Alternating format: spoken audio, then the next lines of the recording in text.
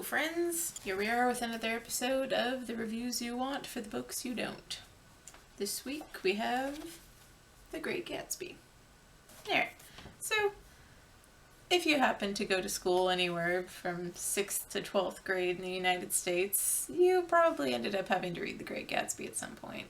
Well, I'm not going to give you a full story rundown because to do that would take about half an hour. I tried. But if you wanted to, you could go look up my in-depth review of the book that goes chapter by chapter that I have on tumblr.com. The link for that is, of course, in the description. Alright, so our story is set in 1922 New York. Well, a suburb of New York. Our narrating character is Nick Carraway. Don't be fooled, because the story is actually about a guy named Gatsby. Again, this could be misleading because we don't see him until chapter 3. Short rundown of the story. You have a guy named Gatsby. He loves a lady named Daisy.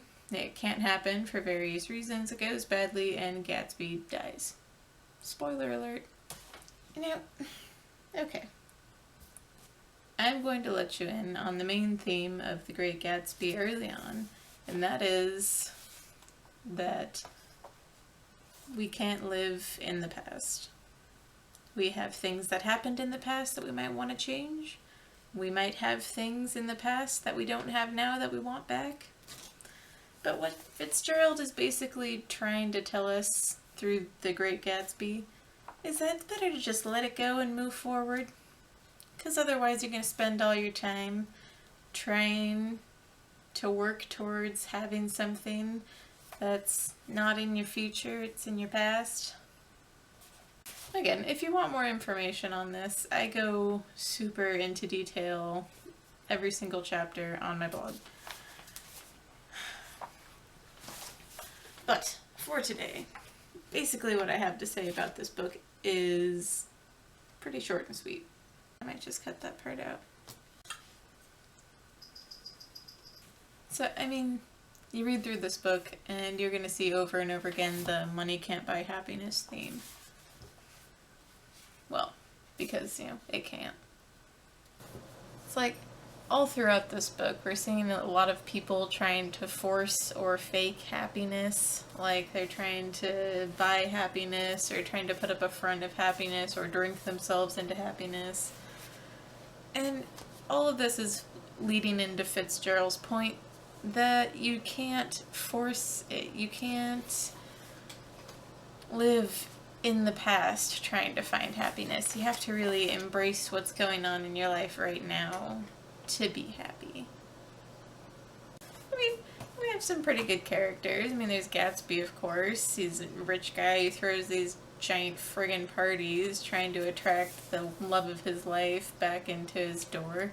And then we have Daisy, who of course is married to somebody else, and Tom, her husband, who might actually be a gorilla. Then we have Tom's mistress. Then we have Tom's mistress's husband. Yeah, I think Wilson's a pretty good guy, actually. Shoots Gatsby at the end of the book, but besides that.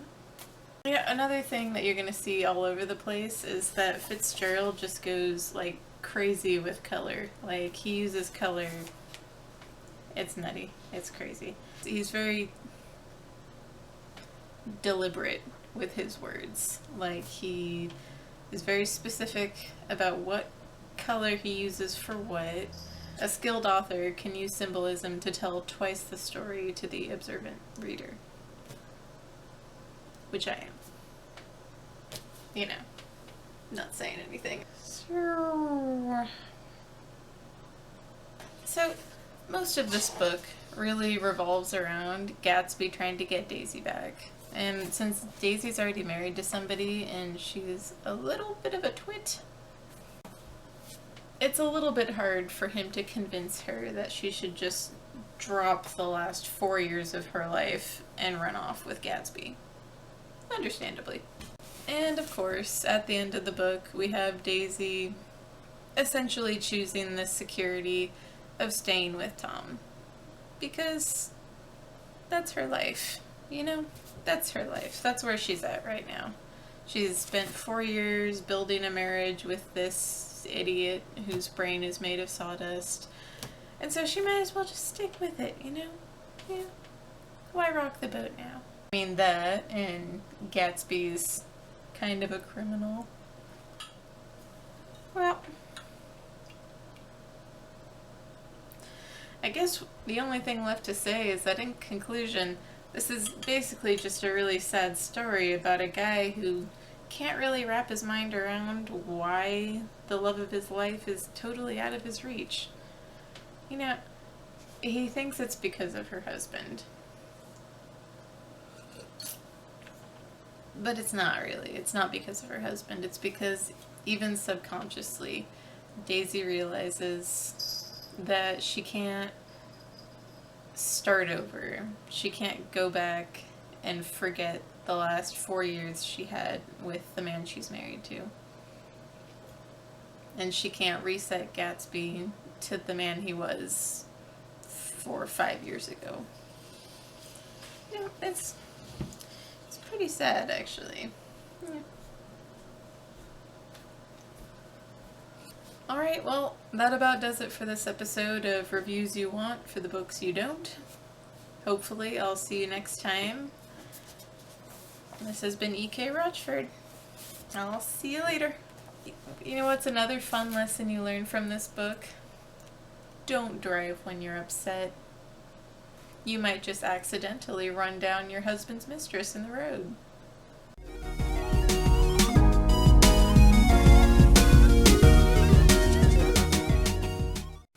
Anyway, I think it's a good book, obviously. Why?